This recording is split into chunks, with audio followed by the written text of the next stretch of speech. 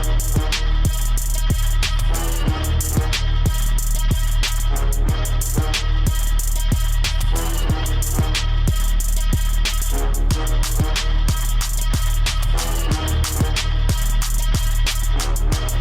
peace, everybody. It's Dsmoovee, voice of the streets. Look, of course, man, I have some of the best, the most exclusive guests in the city. And of course, none other is the comedian, the impersonator, the man with the plan, with the voice, man. Brother Godfrey is in the building. Brother Godfrey, how you doing today, man? I'm good, man. Good. Everything's good. I'm healthy, man. That's all that counts. And it's a blessing. It's a blessing, brother. Man, look, let's get started, man. I'd love one. Yeah. Let me compliment you on you just being a student of the game. I watched your Shannon Sharp interview, man, and I thought that was lovely, man. Just how you broke everything down from your comedy roots and how you got into it. Yes. But I just want to say, for you standing up for our people and how you do things, how you come across every time you hit that stage, and how you carry yourself as a Black man, brother. We appreciate you. We salute you, and we thank you, man. First and foremost. Appreciate that, man. Because I mean, I don't know. I just think having pride in yourself, in your manhood, in your culture, even though I'm a Nigerian American, I'm still an American too. Absolutely. And growing up with both cultures, you know, I try my best to protect both. I try to balance them both, because sometimes they try to put a wedge between African Americans and Africans. And we're all the same. We're the same folks, man. We have the same struggles, but from a distance. But it's the same struggles, because you can meet an African and you guys could sit down and you guys can talk about the same exact struggles. Absolutely. You know, you can talk about problems with being Black, the problems with, you know, the establishment coming down on us, trying to stop our progress. It's the same struggles, and you know, and growing up, you know, most of my friends are African American. Come on, man. Like, yeah, absolutely. It's natural. It is what it is. Growing up in Chicago, man. Come on, you from St. Louis? I'm a Midwest kid, man. I grew up in the Midwest. You know, I grew up with a whole crew. Everybody was African American. There was some Africans. There was other, of course, races, but African Americans were always the anchor of my life.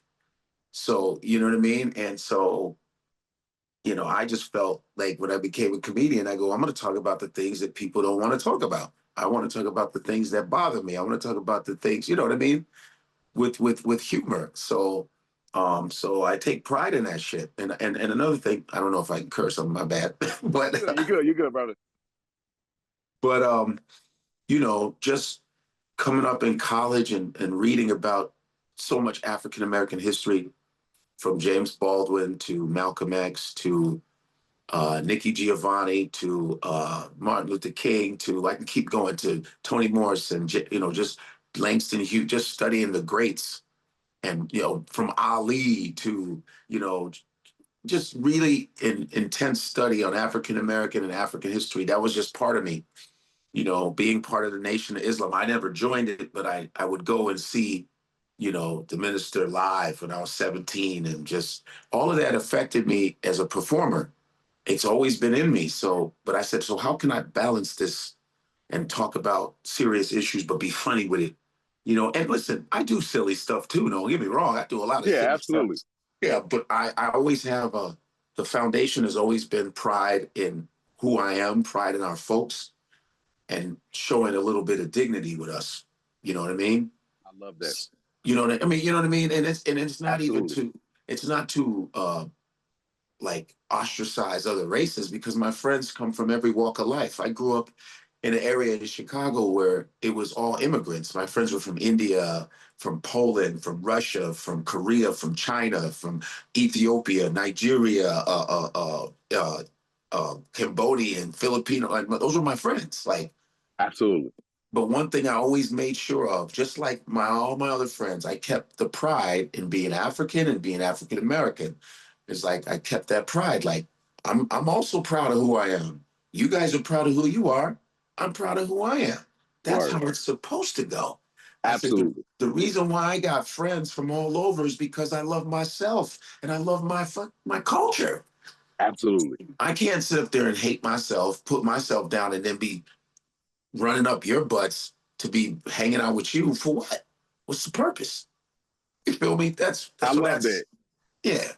Brother Godfrey, I didn't mean it. I loved it. And that was one of the reasons why I wanted to talk to you and why I'm so Yes. happy and so grateful that you accepted this interview. Yes. You mentioned Chicago, When I brother. saw Shabazz, I go, I gotta talk to this brother. My Shabazz. man. You can't skip a brother named Shabazz. It's like Malcolm X, El Haj, Yes. El Malik, El I'll Shabazz. survive. Yes, sir. Yes, sir. Thank you so much, brother. I Inshallah, appreciate it. inshallah, inshallah. Inshallah, Yeah. brother. Thank you. Thank you. One, you talked about Chicago, man. And of course, Chicago is home of Yes. some of the best comedians, man. God bless the dead, Bernie Yes. Mac, man, one of my favorite comedians. Bernie I Mac. want Yes. to know some of your early comedic influences and talk to me kind of how you got into comedy. Man, I got into comedy, which is funny. I went to University of Illinois, and Tommy Davidson came to my school and performed. And I had been thinking about doing comedy in my third year of college. I was like, man, I've been wanting to do comedy. And Tommy Davidson came through, and that really sparked it. I was like, and he hung out with me and my friends on campus. And this is when Tommy Davidson, this is in living color. This is Tommy Davidson, like, who is Oh still one of yeah, the two. And he's still one of the most underrated performers, Tommy Davidson. He's so talented and so funny.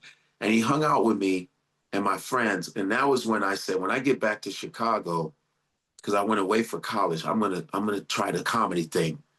And just being in college, I used to always hold the court in the cafeteria and just joke about stuff. yeah. But I always joked about serious stuff. I joked about race. I joked about politics. I joked about, you know what I mean? It was the way I did it. And I said, yeah, Tommy was one of the dudes that sparked that. But of course, growing up on Eddie Murphy was like, Eddie Murphy was a big influence on us, man, like huge. Absolutely. And then listening to Richard Pryor in the dorm rooms, we would listen to Richard Pryor before we would stay up late, be late for class because we was listening to Richard Pryor. Yeah, I love it, man. Love it.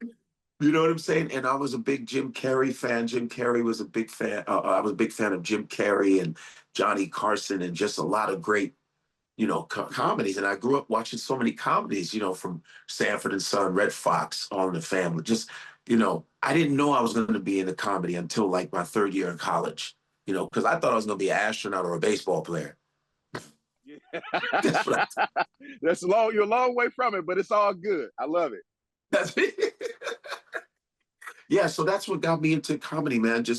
I was like, yeah, and that's in the freedom at which you had to be able to speak on a microphone, to be able to throw in messages. I said that would be really cool if I could do that.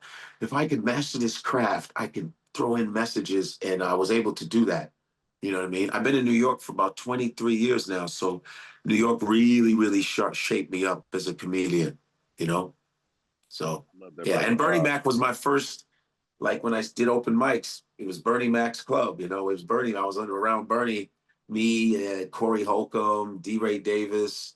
All of us were there. Beautiful, man. We had the Beautiful, yeah, beautiful, beautiful, brother. yeah, yeah. When I get to when I learn about certain people as yourself, brother Godfrey, I take note and I study. And one thing that really popped out to me about you was that you said that you are phonetically sound. You make sure that you are focused on the words that you use up on that stage, and you also don't use Yes. derogatory words towards our people. I just wanted you to touch a little bit on that, on why you decided not to, and why you keep that going in your act still today. Yeah. Like I said, I started in the black comedy circuit in Chicago, and so. And I was always back and forth. I did mainstream and I did urban. I was always able to move, seamlessly between. And Bernie Mac used to always compliment me on that.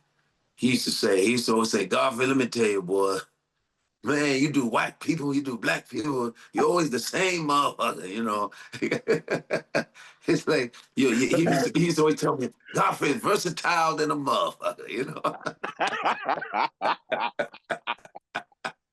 Oh my God. Man, perfect. Man. Oh my God. Perfect, man. Perfect. And so, Man. I just don't use I don't use derogatory words towards black people because I'm not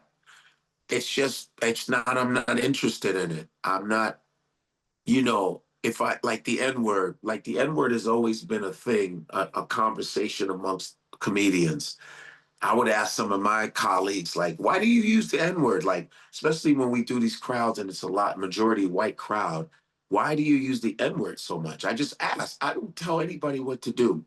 That's not fair. But I go, why do you use the N word in front of whites like so much? And some people will say, well, I'm not going to let them determine.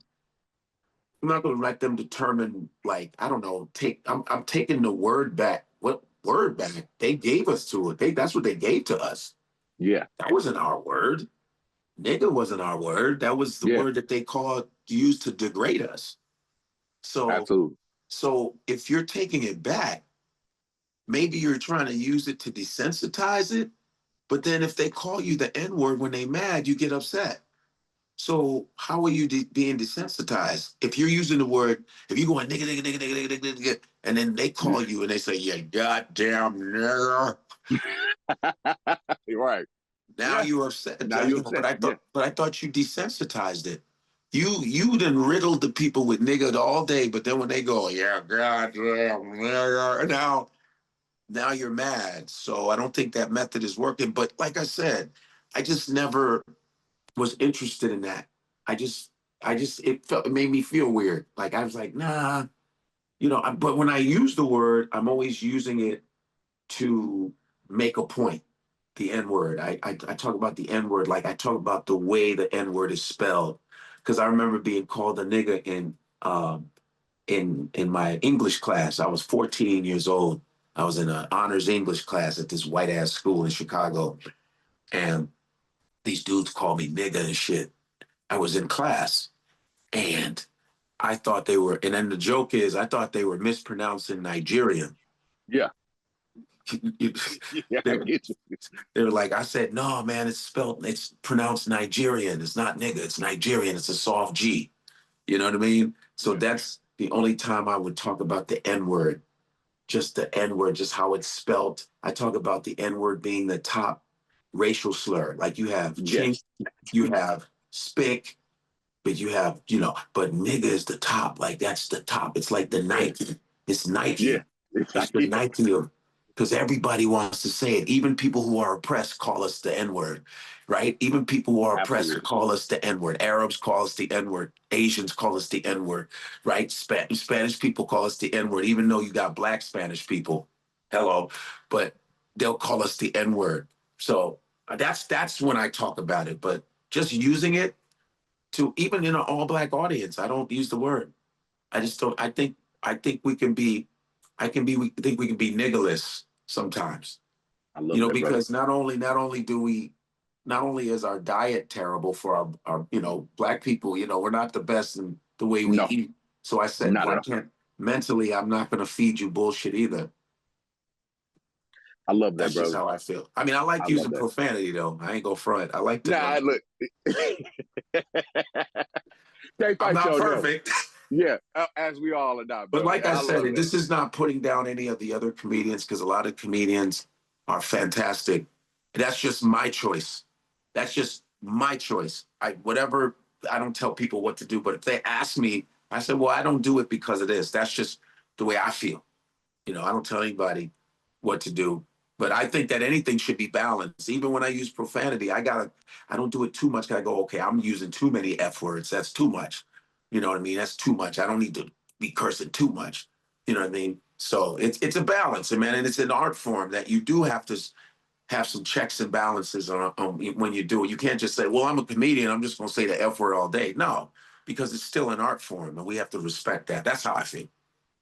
Respect you, and I respect that, brother. And of course, it has translated into just a spectacular career for you, and you're still going.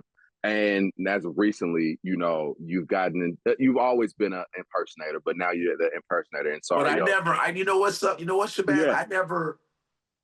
I was never using my voices. I knew I could do that, but I didn't. I thought that an old manager of mine, he told me it's okay to do voices, but don't be corny with it. Don't just be an impersonator.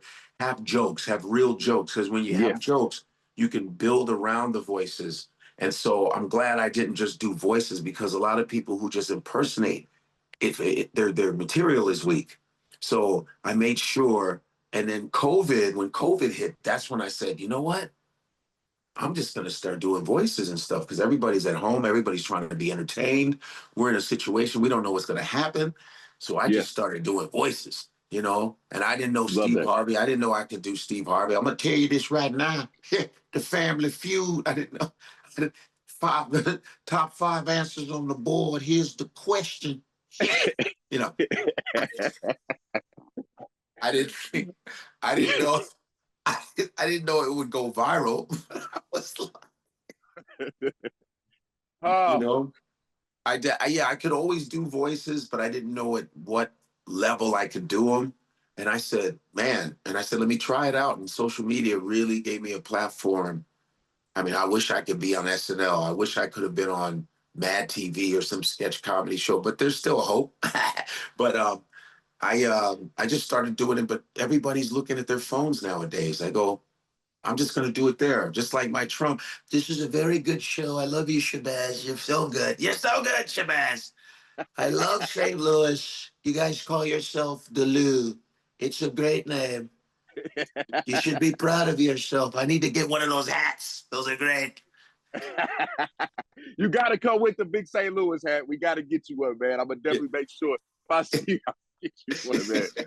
Oh my God, I love that, man. I love that. Yeah. And of course, man, impersonations, like you said, was not something that you it's something that you always had in your bag, but it wasn't something that you mainly focused on. And I No, I wanted to didn't. ask, Right. yeah, Go ahead, and I go ahead. wanted to ask you, about your comedic routine, because as you were alluding to, being able to not just be solely focused on one thing, but to be versed in a whole comedy range was really, really personable to you, or really something that you focused on.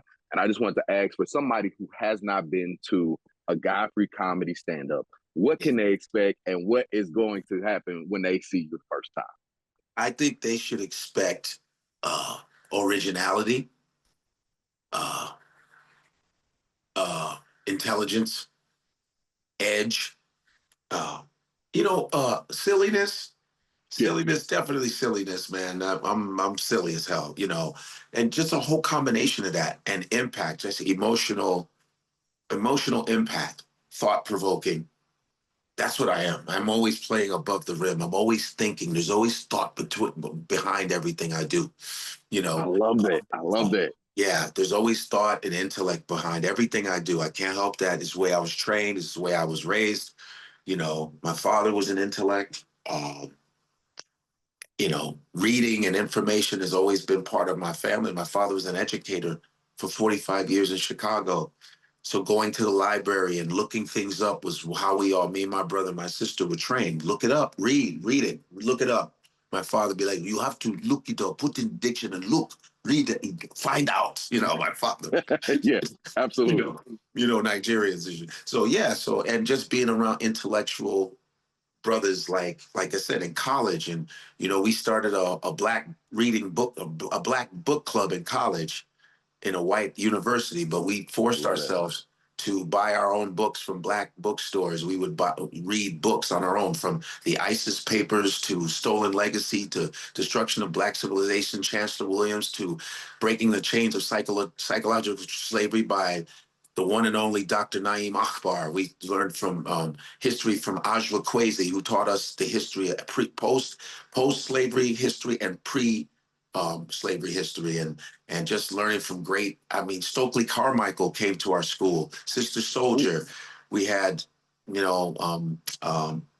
her name? Sir Francis Cress Welsing came to our school. So I've been around that my whole life. So, you know what I mean? So you can expect all of that interweaved, silliness, intellect, just all of that. I just like to have a whole arsenal of stuff. I think that's one of the most beautiful things. Because we're not one note. We're not one dimensional. Black people We're not. No. we're so much, and I like to show that. I like people going, wow, this dude, wow.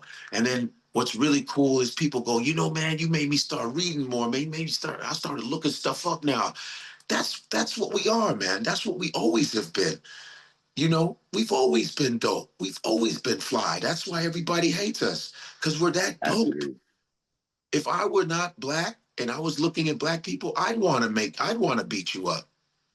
I'd be mad too. I'd be like, I would. I hate these people. These people are dope. I got to shut all this down, man. This is ridiculous. So, but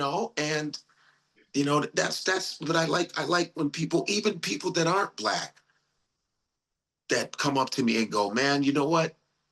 You know, the way you talked was so dope and educational. You didn't like beat us down with it. You wasn't some hate. You weren't coming from hate. You were coming from educating people. You were coming from a good place.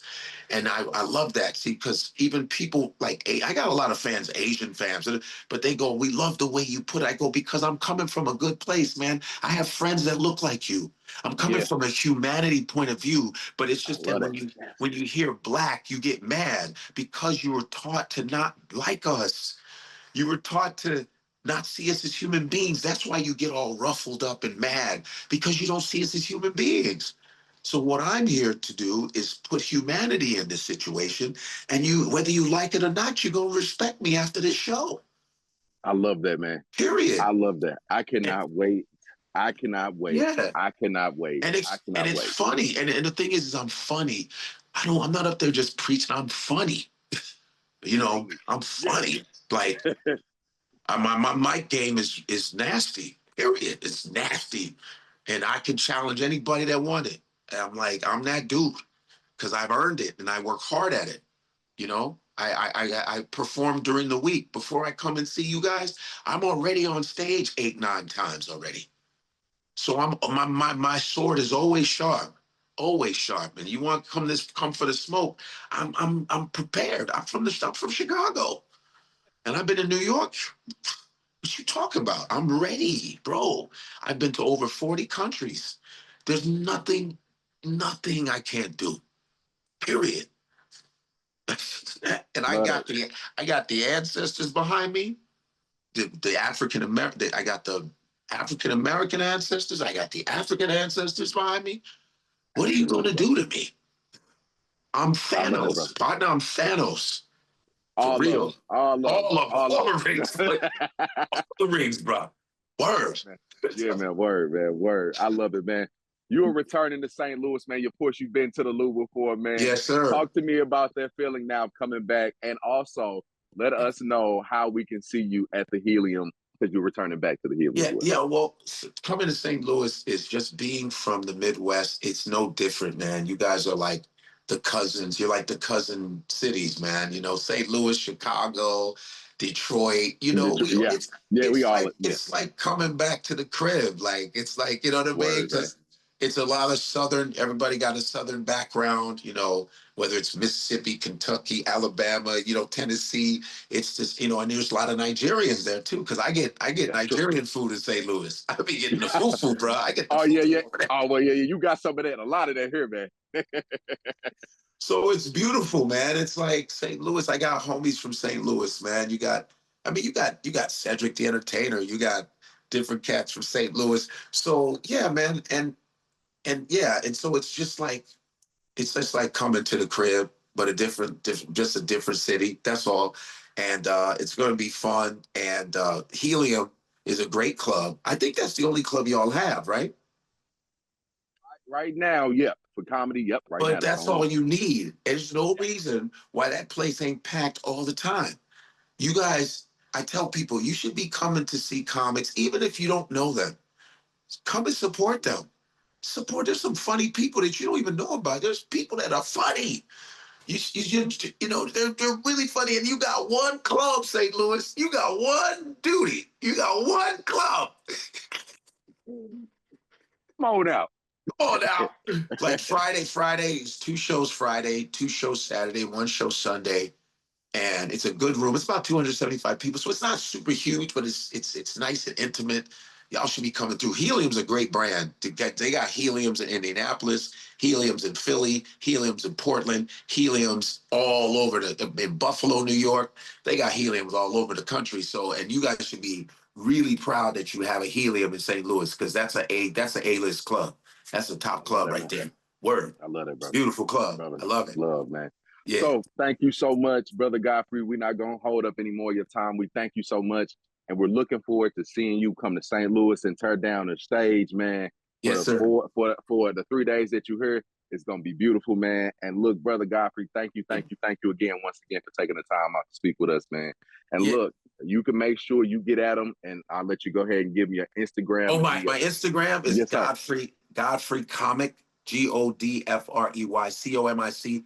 I'm closing in on 1 million followers. So y'all it would behoove you to follow me, because 987,000 followers. I'm getting to that 1 mil finally, baby. Let's go. I think you're at 988 now, but I just turned you up. So I think you're at 988 now. I just turned you up, man. So look,